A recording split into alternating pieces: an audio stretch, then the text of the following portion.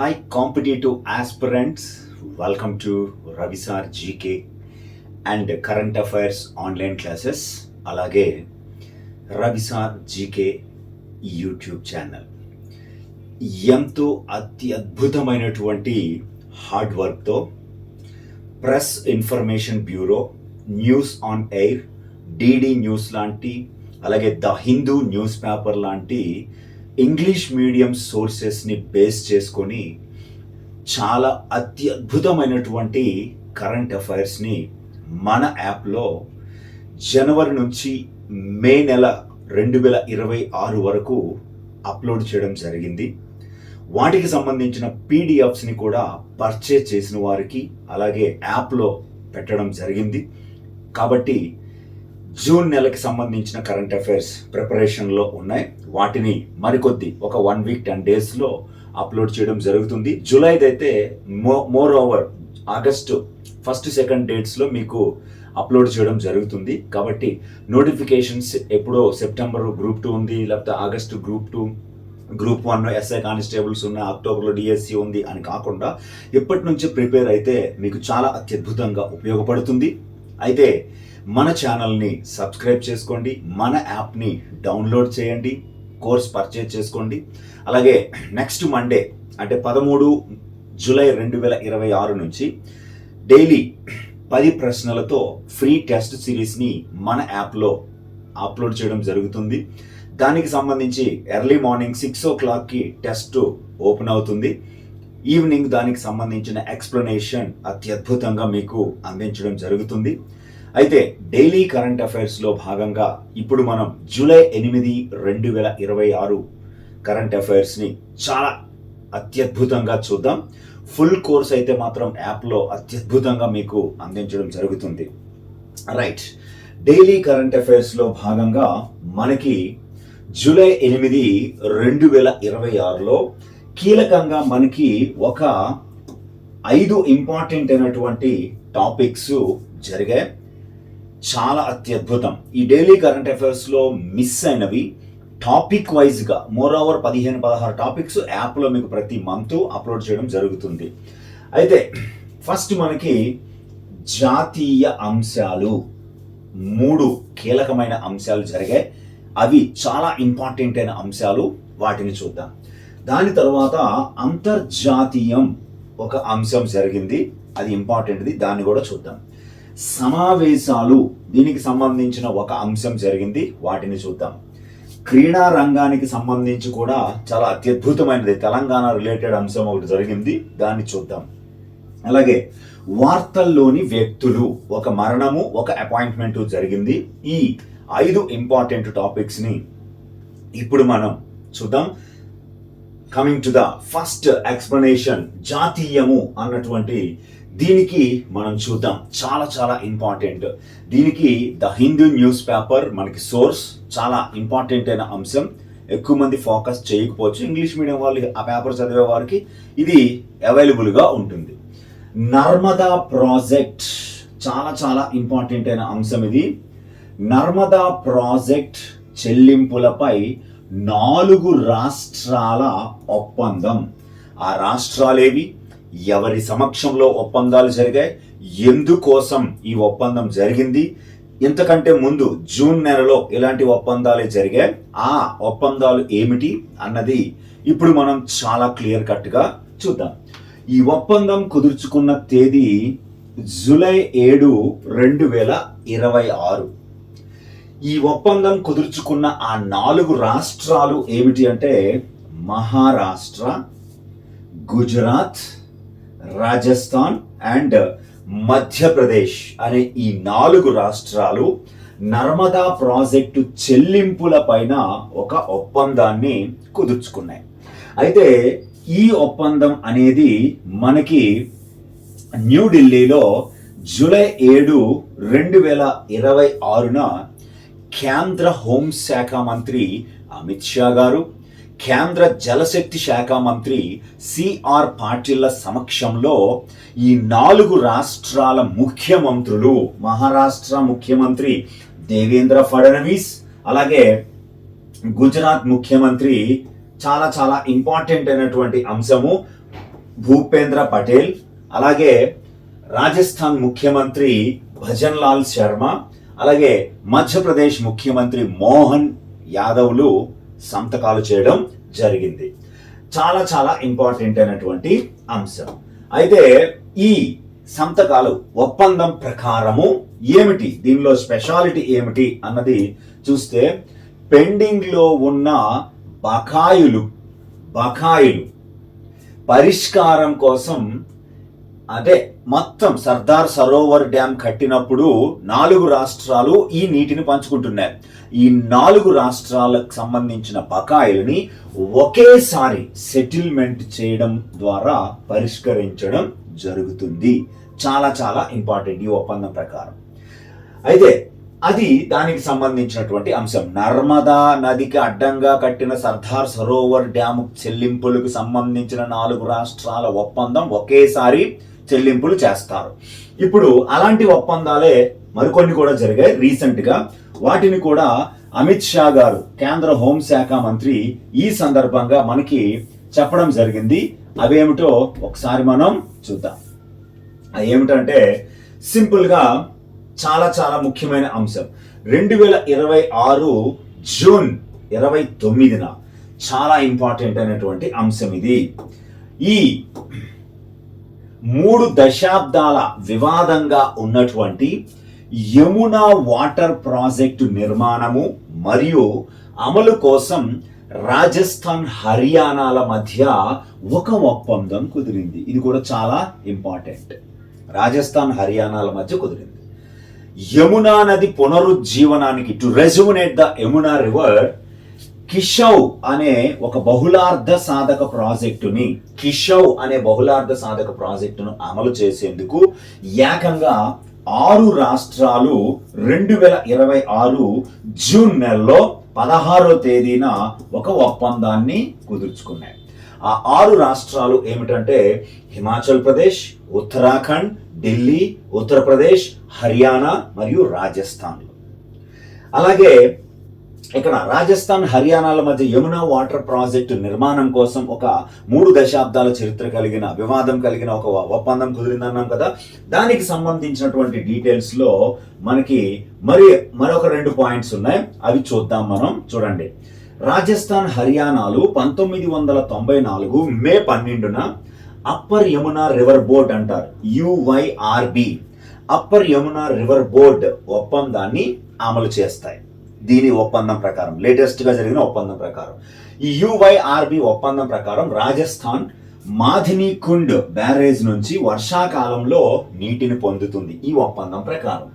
అయితే 1994 మే 12వ తేదీన యమునా నది బేసిన్ రాష్ట్రాలకు నీటిని పంచడానికి 1994లోనే ఈ ఒప్పందం కుదిరింది. అప్పుడు 5 రాష్ట్రాల మధ్య ఈ ఒప్పందం కుదిరింది. ఆ 5 రాష్ట్రాలు ఏమిటంటే ఉత్తరప్రదేశ్, హర్యానా, రాజస్థాన్, హిమాచల్ ప్రదేశ్ అండ్ ఢిల్లీ, ఒక కేంద్రపాలిత ప్రాంతం. ఎప్పుడైతే 2000 సంవత్సరంలో ఉత్తరప్రదేశ్ నుంచి ఉత్తరాఖండ్ అని ఒక రాష్ట్రము విడిపోయిందో, ఆ తర్వాత ఈ బేసిన్ లోకి ఉత్తరాఖండ్ రాష్ట్రం కూడా వచ్చి చేరింది. దీంతో 6 రాష్ట్రాలు అయ్యాయి. చాలా ఇంపార్టెంట్ అయిన అంశం అది, ఖచ్చితంగా మనం గుర్తుపెట్టుకోండి. దీని తర్వాత మరొక ముఖ్యమైనటువంటిది నేషనల్ ఇష్యూ, IIM బెంగళూరు. ఈ IIM బెంగళూరు ఎందుకు వార్తల్లోకి వచ్చింది అన్నది చూద్దాం. IIM అంటే ఇండియన్ ఇన్స్టిట్యూట్ ఆఫ్ మేనేజ్మెంట్ కోర్సుల్ని అందించే సంస్థ. దీని మొట్టమొదటి విదేశీ క్యాంపస్ను ఇండోనేషియాలో ఏర్పరచనున్నారు. దీనిని జూలై 7, 2026న ప్రధాని నరేంద్ర మోదీ ఇండోనేషియాలోనే అఫీషియల్ గా ప్రకటించారు. 2 రోజుల పర్యటన కోసం జూలై 6, జూలై 7న 2 రోజులు పర్యటించిన ప్రధాని ఈ సందర్భంగా ఈ ప్రకటనని చేశారు. ఈ నిర్ణయము ఏషియాన్ దేశాలతో, ఏషియన్ అంటే association of south east Asian nations, ఆగ్నేయ ఆసియా దేశాల సమాఖ్య, 1967లో ఏర్పాటు చేయబడిన ఈ సంస్థలో ప్రస్తుతం 11 సభ్య దేశాలు ఉన్నాయి. రీసెంట్ గా తూర్పు తైమూర్ అనే దేశం 11వ సభ్య దేశంగా చేరింది. ఆ ఏషియన్ దేశాల విద్యార్థులతో భారత్ విద్యా సంబంధాల భాగస్వామ్యం మరింత బలోపేతం అవుతుందని ప్రకటించారు. అయితే ఈ క్యాంపస్ని మలాంగ్లో ఉన్న సింధుసారి స్పెషల్ ఎకనామిక్ జోన్ సెజ్లో ఏర్పాటు చేయనున్నారు. ఇది చాలా ఇంపార్టెంట్ అయిన అంశం. అయితే ఈ పర్యటనలో భాగంగానే అయితే ఈ యూనివర్సిటీ లేదా ఈ ఐఐఎం ఏ కోర్సుల్ని అందిస్తుందంటే గ్లోబల్ సప్లై చైన్, గ్లోబల్ సరఫరా గొలుసు, డిజిటల్ ట్రాన్స్ఫార్మేషన్, డిజిటల్ పరివర్తన, కృత్రిమ మేధ, వాతావరణము, ఆరోగ్య నిర్వహణ లాంటి కోర్సులను అందిస్తుంది. అంతేకాకుండా ఈ నరేంద్ర మోదీ గారికి ఇంకొక రికార్డు కూడా వచ్చింది. ఇండోనేషియాలో పార్లమెంటులో ప్రసంగించిన తొలి భారతీయ ప్రధానిగా చరిత్ర సృష్టించారు. Narendra Modi became the first Indian Prime Minister who delivered a key speech in Indonesian Parliament. Very, very, very, very important this one. Definitely గా దీన్ని గుర్తుపెట్టుకోండి. అయితే అంతర్జాతీయ సంబంధాల్లో భాగంగా మోడీ విజిట్స్ ని కూడా మీకు నేను చెప్తాను కాబట్టి అక్కడ ఇంకా క్లియర్ గా దాన్ని చెప్పుకుందాం. రైట్, మూడో జాతీయ అంశం వారణాసి విమానాశ్రయం. వారణాసి విమానాశ్రయం ఉత్తరప్రదేశ్లో ఉంది. ఈ విమానాశ్రయంలో దేశంలో మొట్టమొదటి 6 లైన్ల అండర్ పాస్ ను ఈ వారణాసి విమానాశ్రయం యొక్క కొత్త టెర్మినల్ వద్ద రన్వే కింద నిర్మించడం జరుగుతుంది. రన్వే కింద చాలా చాలా ఇంపార్టెంట్ అయినటువంటి అంశం. Under pass 6 lane, India's first. చాలా అత్యద్భుతం వారణాసి విమానాశ్రయం. దాన్ని ఖచ్చితంగా గుర్తుపెట్టుకోండి ఆస్పిరెంట్స్. ఓకే, నెక్స్ట్ దీని తర్వాత మరొక ఇంపార్టెంట్ అయినటువంటి టాపిక్, రెండో టాపిక్ అంతర్జాతీయం, ఇంటర్నేషనల్ ఇష్యూస్. ఈ ఇంటర్నేషనల్ ఇష్యూస్ లో రష్యాపై నిషేధాన్ని ఎత్తివేసిన ఐఓసి అంటే అంతర్జాతీయ Olympic committee, international Olympic committee, one and only organization in the world having the voluntary or autonomy power and which is not a governmental organization. ప్రభుత్వేతర సంస్థ, ప్రభుత్వ సంస్థ కాని ఒక సంస్థకి స్వయం ప్రతిపత్తి అధికారం ఉన్న ప్రపంచంలో ఉన్న ఏకైక సంస్థ ఐఓసి, అంతర్జాతీయ ఒలింపిక్ కమిటీ అంట. 1894 జూన్ 23వ తేదీన ఐఓసిని ఏర్పాటు చేశారు. 1894 జూన్ 23rd. అందుకే ప్రతి సంవత్సరం మనం జూన్ 23న ఒలింపిక్స్ డేగా జరుపుకుంటాం. ఆ ఐఓసి ప్రధాన కార్యాలయాన్ని ఎక్కడ కలిగి ఉంది అంటే లుసానే, స్విట్జర్లాండ్ లో దీని హెడ్ క్వార్టర్స్ ఉన్నాయి. అయితే ఈ ఐఓసి 2026 జూలై 7న రష్యాపై ఉన్న నిషేధాన్ని ఎత్తివేసింది. ఈ నిషేధం ఎప్పుడైతే ఎత్తివేసిందో రష్యన్ అథ్లెట్స్ ఇక నుంచి అంతర్జాతీయ క్రీడలలో సులభంగా పాల్గొనవచ్చు. ఇప్పుడు 2028లో మనకి అమెరికాలోని లాస్ ఏంజల్స్ లో ఒలింపిక్స్ జరగనున్నాయి. ఆ ఒలింపిక్స్ లో అధికారికంగా వారి జాతీయ పతాకంతో, పతకాలు సాధిస్తే వారి జాతీయ గీతాలతో వారు పాల్గొనడం జరుగుతుంది. 2022లో ఫిబ్రవరి నెలలో రష్యా ఉక్రెయిన్ పైన చేసిన దాడి కారణంగా 2023 అక్టోబర్లో ఈ రష్యాను ఇంటర్నేషనల్ ఒలింపిక్ కమిటీ నిషేధించడం జరిగింది.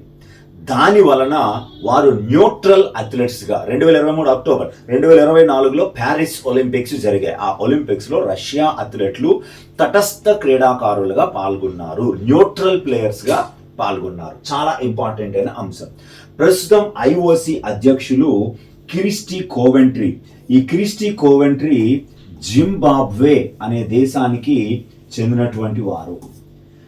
ఈ క్రిస్టీ కోవెంట్రీ ఐఓసికి 10వ చైర్మన్ గా లేదా 10వ ప్రెసిడెంట్ గా ఎన్నికయ్యారు 2025 మార్చిలో.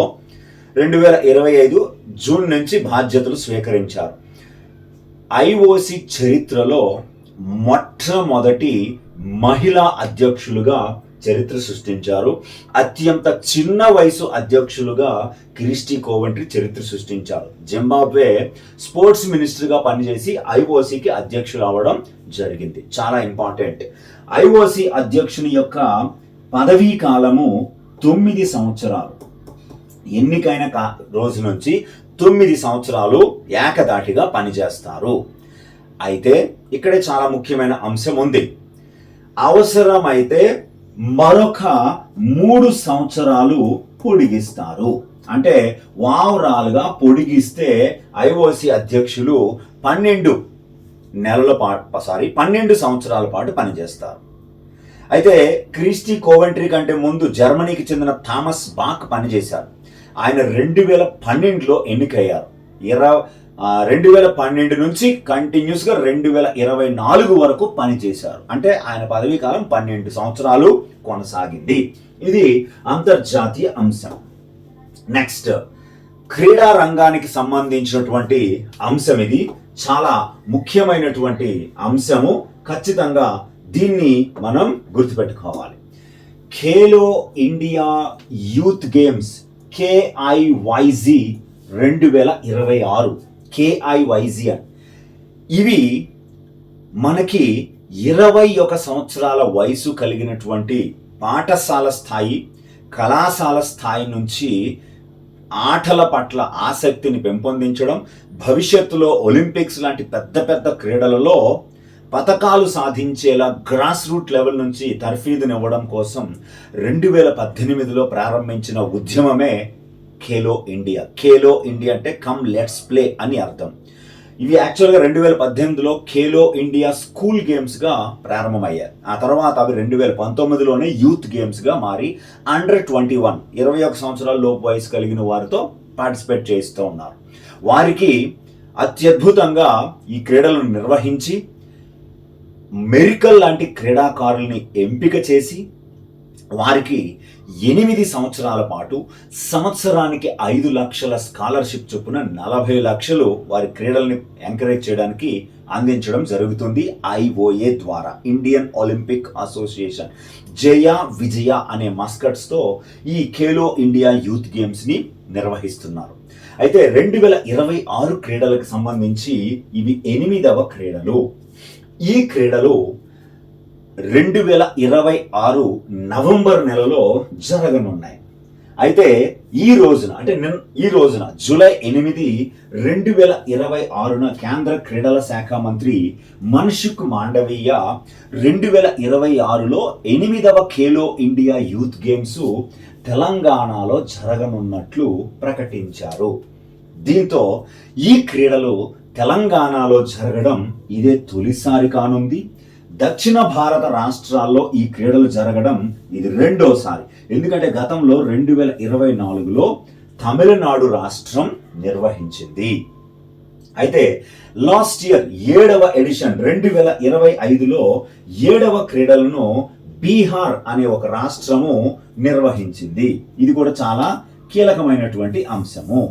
2025 మే నెలలో బీహార్ 7వ క్రీడలను బీహార్ అనే రాష్ట్రము నిర్వహించింది. ఈ క్రీడలలో మహారాష్ట్ర పతకాల పట్టికలో అగ్రస్థానం ఉండగా హర్యానా 2వ స్థానం, రాజస్థాన్ 3వ స్థానాలలో ఉన్నాయి. మన తెలుగు రాష్ట్రాలు చాలా వెనుకబడి ర్యాంకింగ్స్లో ఉన్నాయి కాబట్టి క్రీడలకు ఇవ్వాల్సిన ప్రాధాన్యత నొక్కి చెప్పడం జరుగుతున్నాయి ఈ క్రీడల ద్వారా.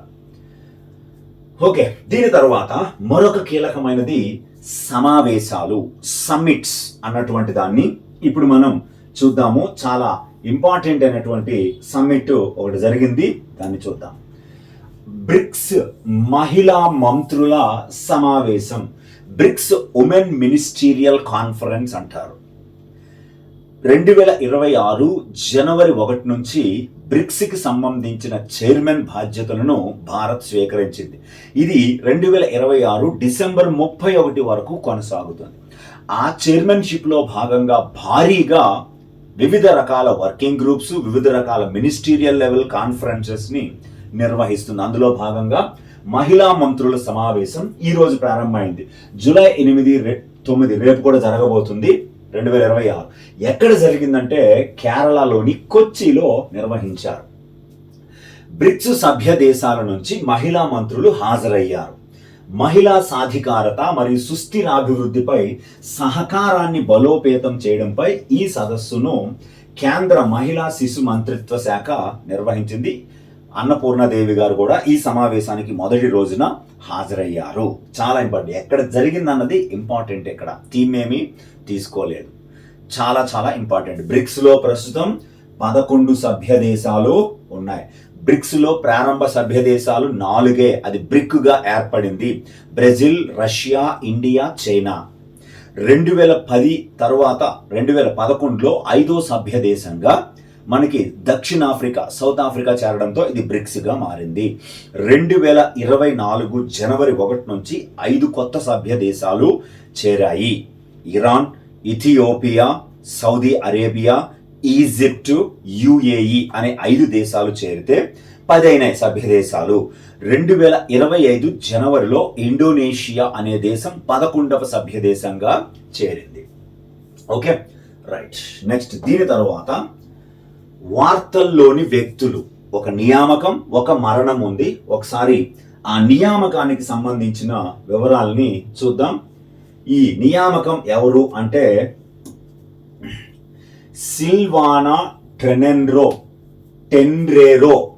సిల్వానా టెన్రెరో 2026 జూలై 7న ఐఎంఎఫ్ అంటే ఇంటర్నేషనల్ మానిటరీ ఫండ్, అంతర్జాతీయ ద్రవ్యనిధి సంస్థ తమ తదుపరి ప్రధాన ఆర్థికవేత్తగా ఈమెను నియమించింది, చీఫ్ ఎకనామిస్ట్గా.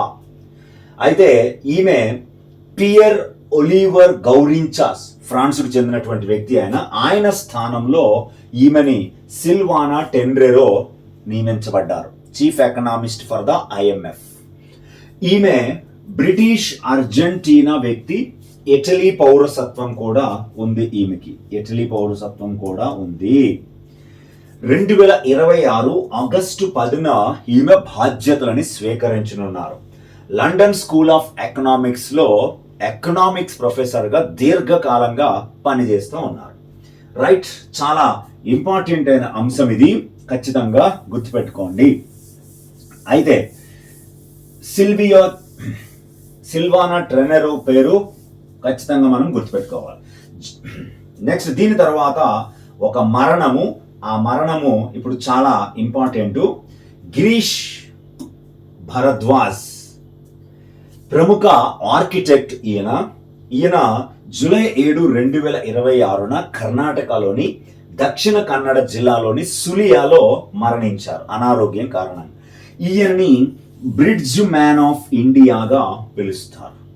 భారతదేశంలో ఈయన సుమారుగా 140కు పైగా ఫుట్ ఓవర్ బ్రిడ్జ్లు, మనుషులు నడవడానికి వీలుగా ఉండే బ్రిడ్జ్లని నిర్మించడంలో చాలా కీలక పాత్ర పోషించారు. అందుకే ఈయన బ్రిడ్జ్ మ్యాన్ ఆఫ్ ఇండియా అంటారు. అందులో 120 వివిధ గ్రామీణ ప్రాంతాలని కలిపే బ్రిడ్జ్లు కాగా, మరొక 20 మన పిలిగ్రిమ్స్, ఎవరైతే తీర్థయాత్రలకు వెళ్తారో వారి కోసం ఉద్దేశించబడిన ఒక 20కు పైగా బ్రిడ్జుల్ని ఈయన నిర్మించారు. అందుకే ఈయన్ని బ్రిడ్జ్ మ్యాన్ ఆఫ్ ఇండియా అంటారు, గిరీష్ భరద్వాజ్. ఇవి ఈ జూలై 8, 2026కు సంబంధించిన చాలా ముఖ్యమైనటువంటి కరెంట్ అఫైర్స్. దీనికి సంబంధించిన PDFs కూడా మీకు అందుబాటులో ఉంటాయి. Thank you very much. Will meet in the next daily current